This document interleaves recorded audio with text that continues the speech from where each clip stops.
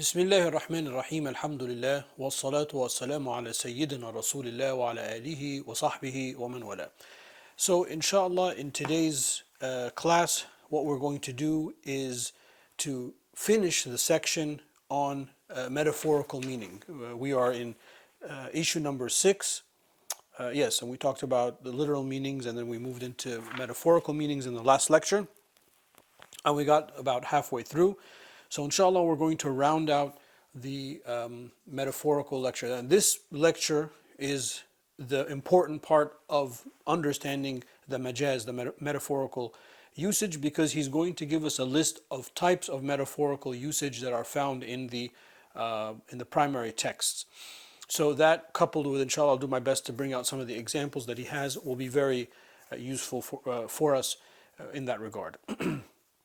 And then we'll do we'll do issue 7 and issue 8. Issue 7 is very short. It's just about Arabized words. What are Arabized words?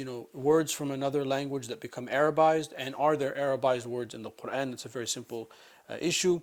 And then issue number 8, which will be the final issue that we will look at, is we will look at when words or phrases are used in the primary, so obviously everything's in the primary sources, and there can be both a literal and a metaphorical meaning.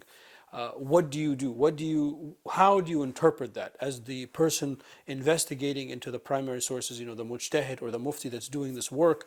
When they look at the primary sources and they find that words can have both the double meaning, what is the protocol for understanding? Is it literal or is it metaphorical? Can they be equal? Is one more predominant than the other? And then in the end of that, we will talk about, which is something unique to the Shafi'i madhab, which is that we make wudu if you touch a marriageable person of the opposite sex, and you make أَوْ لَمَسْتُمُ النِّسَاء. That's going to be the example that we use for why we would interpret it literally rather than metaphorically, and why another madhab would interpret it metaphorically rather than literally. So this is an issue of consequence, because this is what yields differences of opinion inside the family of the Sunni schools. Anyway, that's the game plan. We'll finish the metaphorical discussion, which is the end of issue 6. We'll do issue 7 and issue 8, inshallah. So let us begin the way we normally begin, which is to turn to the text. In Arabic, we'll read like a couple, maybe a line or two, and then we'll go back and look at it, the English translation and the commentary, inshallah. بسم الله الرحمن الرحيم. قال المصنف رحمه الله ونفعنا بعلومه في الدارين آمين. ويكون بشكل وصفة ظاهرة واعتبار ما يكون قطعا أو ظنا. So Shaykh al-Islam Zakaria al-Ansari rahimahullah, he says, and may Allah Ta'ala have mercy on him, and may we benefit from his knowledge in this world and then the next. Metaphorical meaning can be based on an image. So you can have a horse image, and you understand what it is, and then you can draw it, which would be a metaphorical representation of it. It's majaz, because it's not the actual horse. Or he says, وَصِفَةٍ ظَاهِرَةٍ, or an apparent trait, like you see a brave person and you call that brave person a lion. So the trait that you're using to link the two, in the last lecture we talked about the linkage. The trait that you're using for the linkage is the bravery, like the way that the lion is brave, or that people are afraid of him, the way that they're afraid of the lion and the animals in the jungle, etc. وَاعْتِبَارِ مَا يَكُونُ قَطْعًا أَوْ ظَنًّا, or what can be considered in the future either absolutely or partially. So what will happen in the future absolutely is the example he gives, verse 30 of Surah Al-Zumar, إِنَّكَ مَيِّتٌ وَإِنَّهُمْ مَيِّتُونَ. You will die and they also will die. So that's something that absolutely will happen in the future, because that's the human condition. So this is a metaphorical usage, because it says you are dead, or in a state of dying. So you're like dead man walking kind of situation. أو ظنا, or partially. Something that could possibly take place in the future. Like if you have, an example he gives, if you have juice, fruit juice, and you call it khamr, because it could turn into khamr if you left it out and it fermented too much. وَمُضَادَةٍ وَمُجَاوِرَةٍ وَزِيَادَةٍ وَنَقْصٍ. And then he says,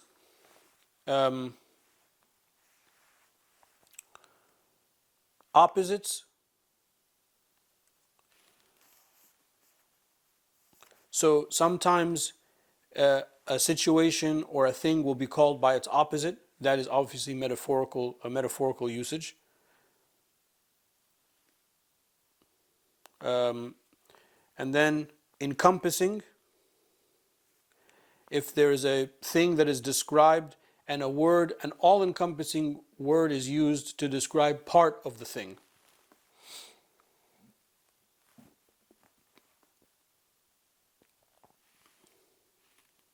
وزيادة, extra. The famous example of the ziyada is لَيْسَ كَمِثْلِهِ شَيْءٍ. So the kaf in that verse is extra from a linguistic point of view. Obviously it's used for rhetorical purposes to discredit anything that could remotely be considered similar. That Allah Ta'ala is not a thing upon which you can base similar things. So the concept of Allah Ta'ala Jalla wa Ala, the essence of Allah Subhanahu wa Ta'ala is He is wahid, He is unique completely. There is no other, He's not part of a category in which there can be other things. So the extra kaf from the rhetorical point of view is to negate that. However, it is extra from the point of view of the grammatical structure. You could have just said لَيْسَ مِثْلِهِ شَيْءٍ. So that's an example of something extra. وَنَقْص, or because of the list I just got, I don't want to get lost. Something that is left out.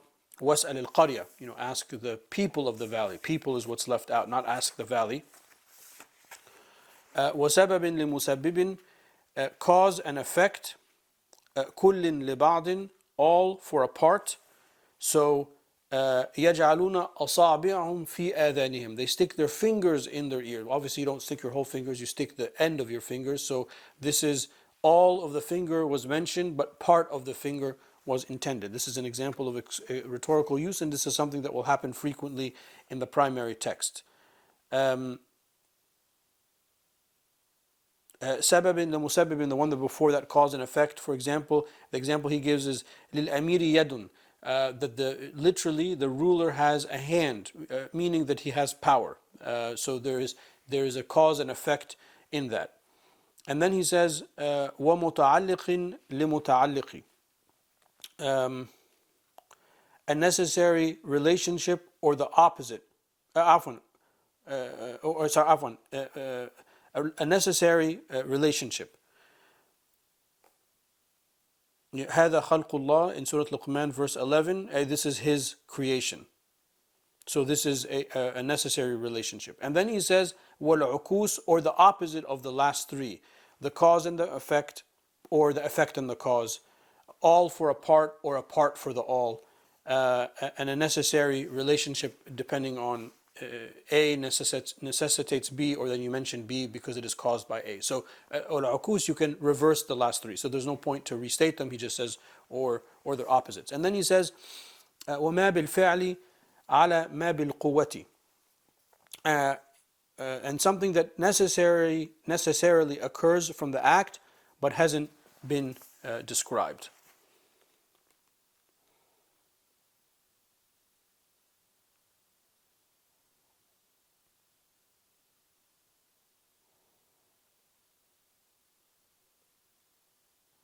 Okay.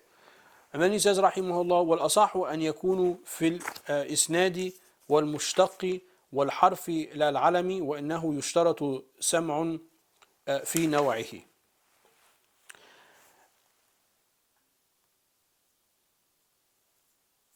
The dominant opinion is that metaphorical usage is in the predicate.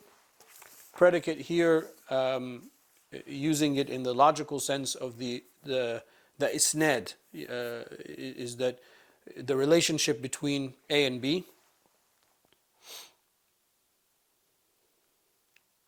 Conjugated words, prepositions, but not proper names. Well, obviously it can't be in proper names, because if I'm Tariq and that's my proper name, but then Tariq can mean, the one who, Tariq, who knocks on the door, then I would lose my name. My name means me. It's an indication of who I am, and any other person their name. But if you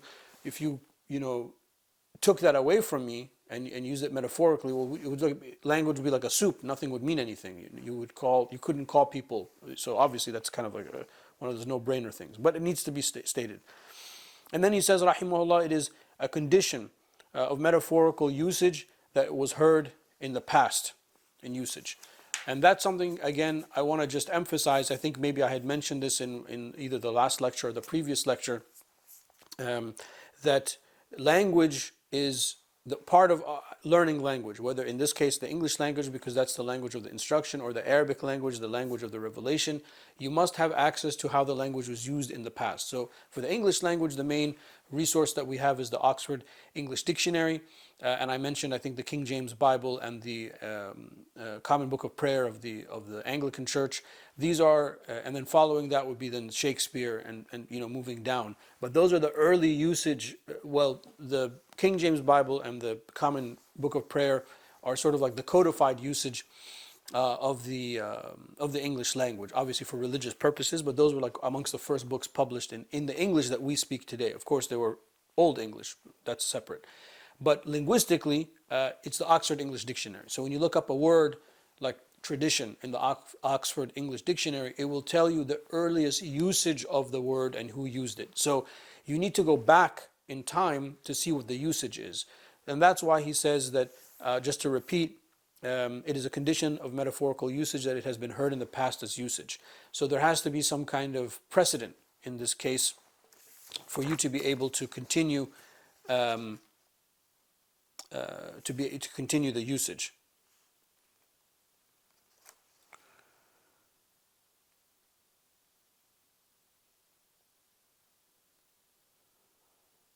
Now, of course, there's a difference of opinion. So some people will say in the usul, circles will say that it doesn't have to be the case, and that's important because it leaves room. The other opinion, the weaker opinion, leaves room for creative use of language in the modern world. But when it comes to the Quran and Sunnah, the dominant opinion is that it has to have precedence in the past, and therefore we have to look to the language, the ash'ar of the Arab tribes, the Jahili poetry, etc., the past, to see how it was used in order to be able to say, yeah, this is a metaphorical usage or not. And without that, one's understanding of the Quran and Sunnah is going to be completely deficient.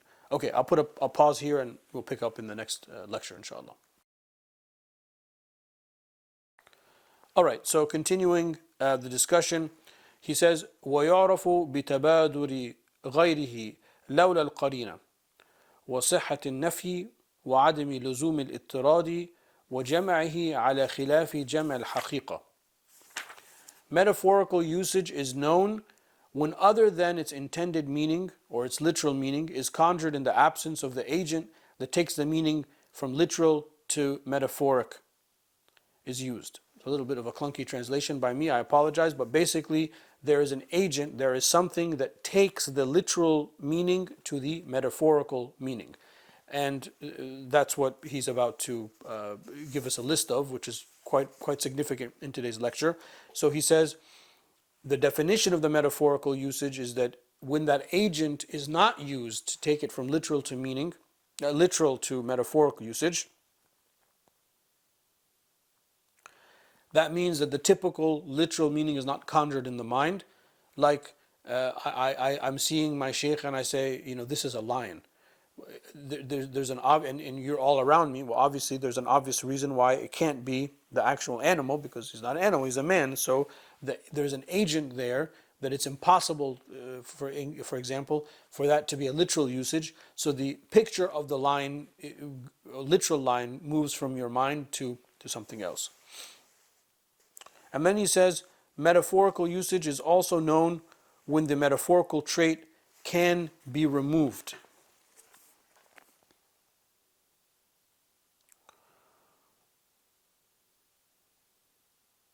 Like if you call a stupid, this is his example, not mine. If you call a stupid person هذا حمار, you say that this is a donkey.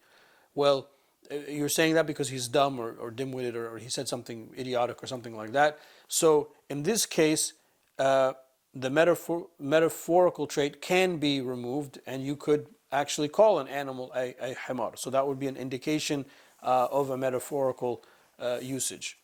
And then he says, وعدم عفوا وسحتنا فيه وعدم لزوم الاضطراد, without necessarily excluding a trait of the literal meaning. The example he gives is from Surah Yusuf, verse 82, وَاسْأَلِ الْقَرْيَةِ, ask the valley.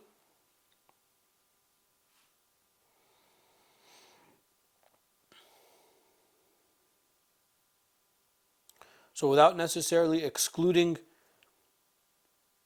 a trait of the literal meaning. So he excluded the people of the valley. So you could have added that or he could have removed that. So that's an example of metaphorical usage. If he had to have added that, then it would have been literal, not. So the option to add or to subtract a necessary trait means that it is a metaphorical usage. وَجَمْعِهِ عَلَى خِلَافِ جَمْعِ الْحَقِيقَةِ, a plural use that does not yield a plural of the literal meaning. This is a little bit complicated to translate because it's specific to the Arabic language. So he gives the example of the word amara, to command. So if you make the plural of amara umur, like in the hadith, من لا يهتم بأمور المسلمين فليس منهم, whoever is not concerned with the affairs of the Muslims is not from them. So here umur doesn't mean command, that's to mean actual commands, as in the subject of Usul al Fiqh, that would be awamir. The jama of that, the plural of that would be awamir. But here when we say umur, we mean the affairs of the things that they have to do, so it's a metaphorical usage. I'm sure that there could be a good example in English, but as I was preparing, it just didn't come to me. And because I'm reading the text in Arabic and the translation, it was a little difficult. I apologize. So that's important. A plural use that does not yield a plural of the literal meaning. So that's the amara could be umur or awamir. And then he says, وَالْتِزَامْ تَقْيِيدِهِ, if a construct is used that necessitates its restricted use, like the example he gives is janah al-dhulli. When Allah Ta'ala refers to us being good and obedient to our parents, he says the wing of mercy. So this is a construct that necessitates a restricted use, meaning being kind to them, because we don't have wings, so it can't be the literal use. وتوقفه على مسمى الآخر. If a word is used to indicate another non-literal meaning based on the context of the phrase. وَمَكَرُوا وَمَكَرَ اللَّهُ, they plot and Allah Ta'ala plots, meaning the reward of their plotting. Because this is the reference of them trying to kill Christ alayhi salam. وَمَا قَتَلُوهُ وَمَا صَلَبُوهُ وَلَكِنْ شُبِّهَ لَهُم. So our belief is that he was not crucified. Of course, this is a point of ijma', but that he was not killed or crucified. But they thought they did, or a replacement was placed in different tafsir. And Allah Ta'ala, إِنِّي رَافِعُكَ إِلَيَّ. So Allah said, I will raise you to me, and he was saved from that. So he did not have an earthly death. And of course, there's a difference between al-wafa wal-maut. Al-wafa is not death. Al-maut is death, the soul coming out of the body. But the wafa, happens in sleep. Sleep is a type of wafa. إِنِّي مُتَوَفِّيكَ وَرَافِعُكَ إِلَيَّ. So Allah Ta'ala does not say, I'm killing you or I'll cause you to die, but I'm giving you a wafa, which is the word that the Quran uses for the death that's less than death.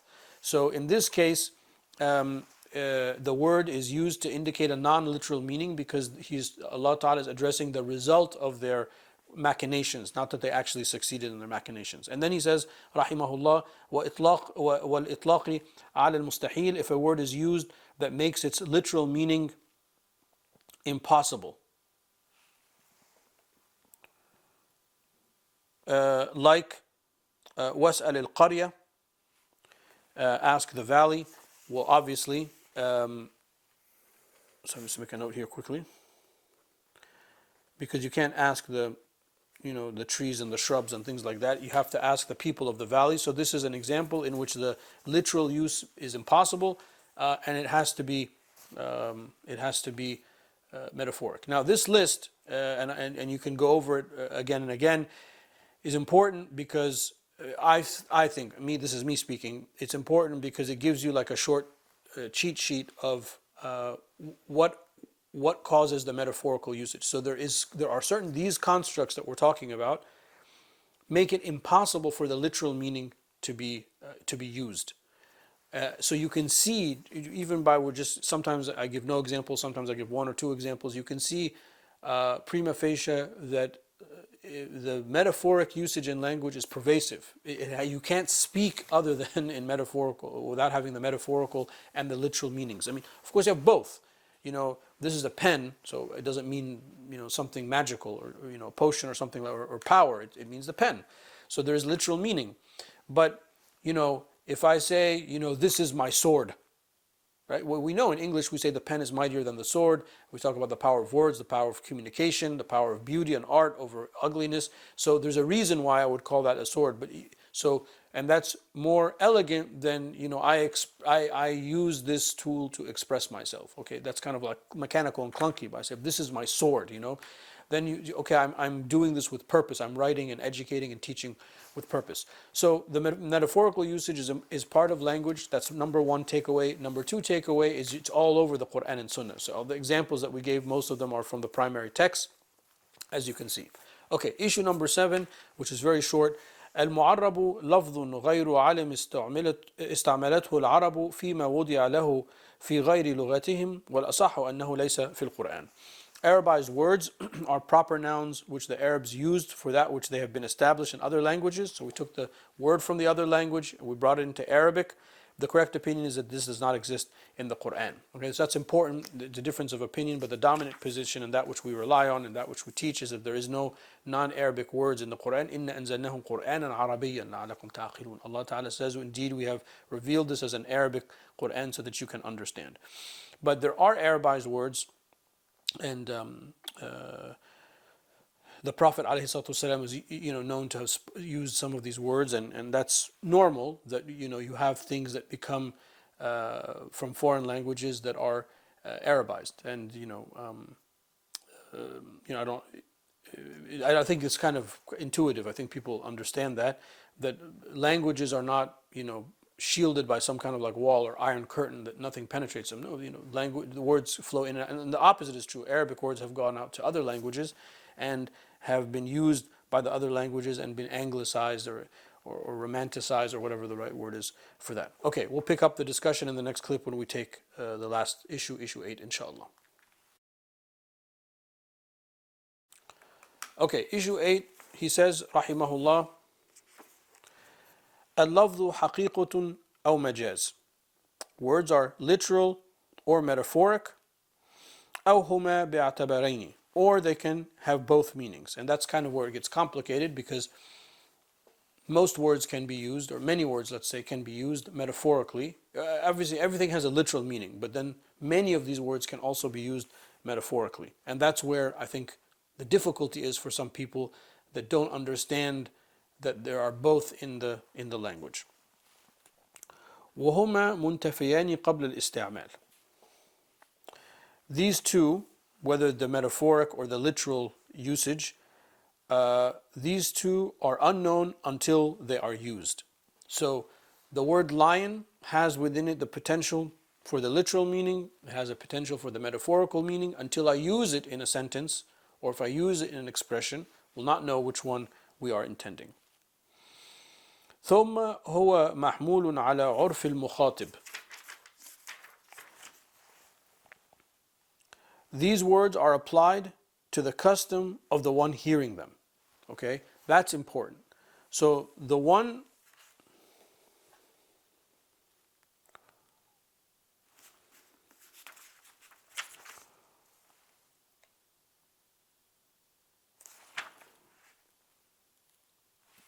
the one using them, not the one hearing them. So if I'm using, well, for both the one speaking and the one hearing. So if we are in a class talking about the Sharia, then Sharia usage. If it's a language class, then language usage. And that's what he gives.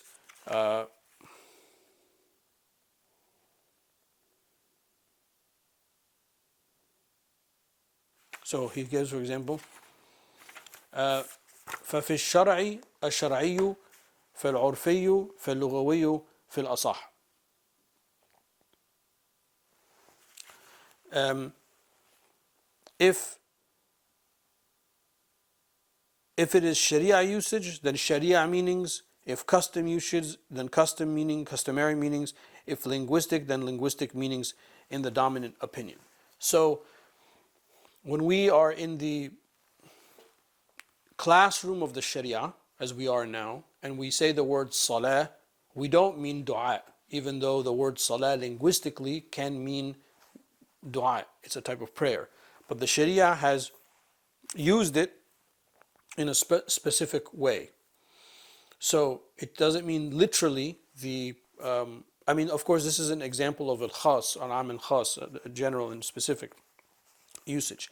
But my point is that it's not the best example, but my point is that depending on how we use the word and the context of which we use the word, its metaphorical meaning will be based on that context. So there are some metaphorical usages that are found in the Sharia, like fakku raqaba, to free a neck. Well, the raqaba doesn't mean the literal neck. This is a metaphorical usage. It is a part that is referring to the whole, which is one of the metaphorical uses we just took in the previous clip, which means to free a slave, free a human being. A neck is, a metaphorical usage for a person. So that might not work in another context, but in the Sharia, when we say that, we all know, tahrir raqaba. We know what that means. We wouldn't use the word tahrir al-abid, the freeing of slaves, which is a Western term that you find in some modern Sharia writings. But the Sharia way of expressing it is a riq, or to confine someone's neck and then to undo that. So that's an example of a Sharia metaphorical usage. And then we also have the usage that's customary, customary around people. We all refer to this thing as Main Street. Okay, maybe the street is not called Main Street. Maybe it's called, Forest Boulevard or something like that. But we refer to it as Main Street because Main Street in the English language is like the main part of town. It's like, oh, I'm on Main Street. Or when I was walking on Main Street. Or what's happening today in Main Street. That's a metaphorical usage. It doesn't mean there's an actual street called Main Street. I mean, sometimes there is, but in that usage, it's metaphoric. It's not literal. So that's an example of metaphorical usage based on custom. Customarily, especially if you are in America or in the Western world, this concept of Main Street, the differentiation between rural and suburban. And then linguistically. Okay, so linguistically we also have usage that is metaphoric and not literal. Okay, and then he says, rahimahullah, وَالْأَصَحُ أنه إذا تعارض مجاز راجح وحقيقة مرجوحة تساوية.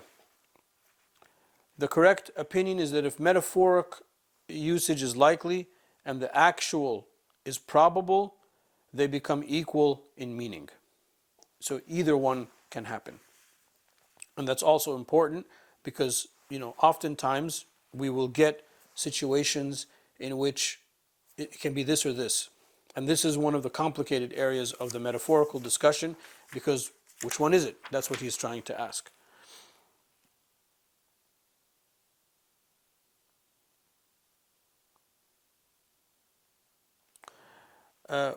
وأن ثبوت حكم يمكن كونه مرادا من خطاب لكن مجازا لا يدل على أنه المراد منه فيبقى الخطاب على حقيقته.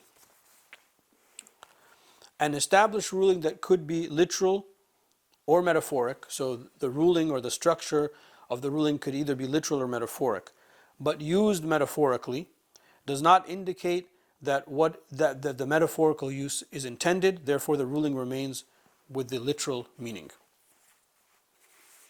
in the dominant opinion.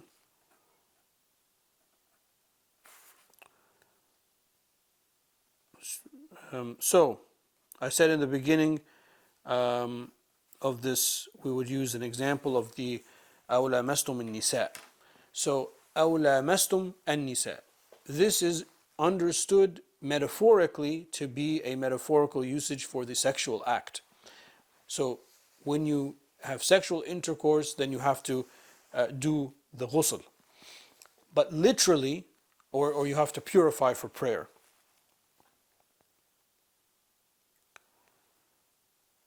However, in the Shafi'i understanding, and this is where it's going to be different than some of the other madhahib, is that based on this ruling that Shaykh al-Islam just codified for us, it could be literal or metaphoric. So some people will say, so then we'll take the metaphorical meaning that touching a woman that's marriageable doesn't break your wudu. But the other way of understanding it, our way, the Shafi'i way of understanding it, is that the ruling will default to the literal. So there is a bias. Imam Shafi'i rahimahullah had a bias for the literal meaning to stick closely to the letter of the law, unless there is a need to have a metaphorical usage like all of the other things that we gave. In this case, there's no need for that. The argument, our argument, or the Shafi'i argument, there's no need to argue away from that.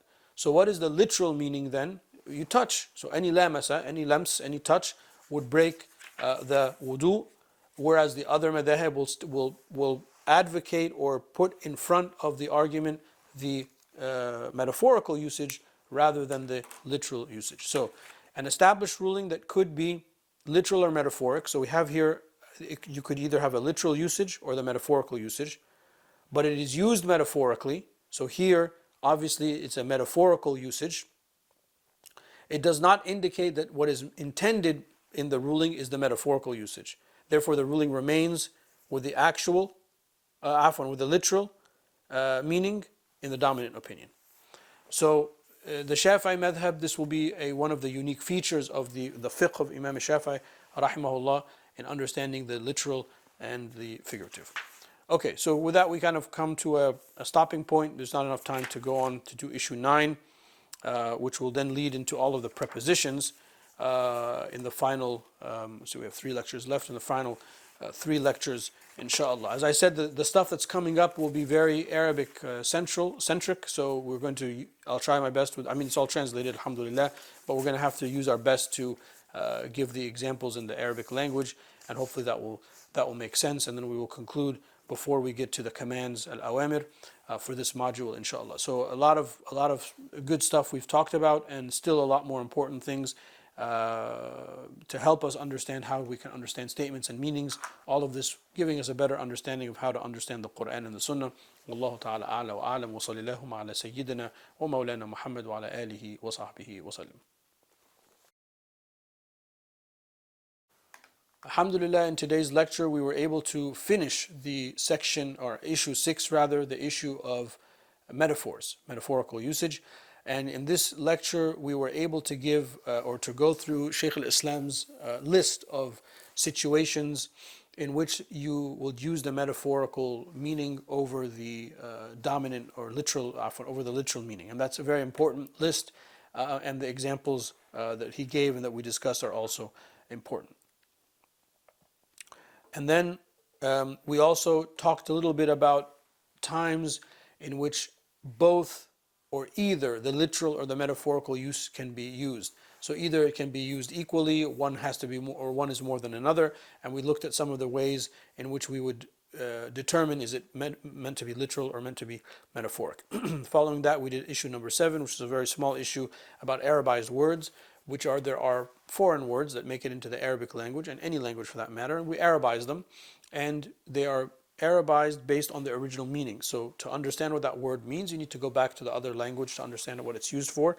And the dominant opinion is that there are no Arabized words in the Quran, because Allah Ta'ala says, "Inna anzalnahu Qur'anan Arabiyyan la'alakum ta'qilun." We have revealed it, and we have revealed the Quran as an Arabic revelation so that you can understand.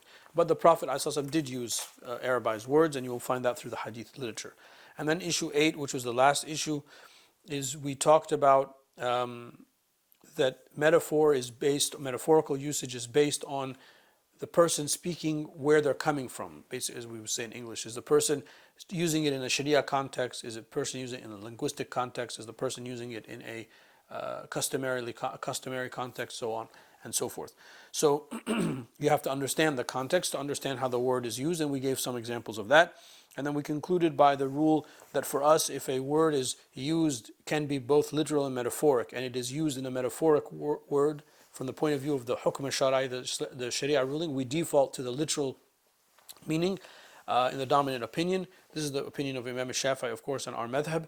And we gave the example of أَوْ لَمَسْتُمُ النِّسَاء, or you touch women, that we would interpret that touching a marriageable woman breaks her wudu, whereas most of the other people would, fuqaha or mujtahids would say it is a metaphor that is used for intercourse.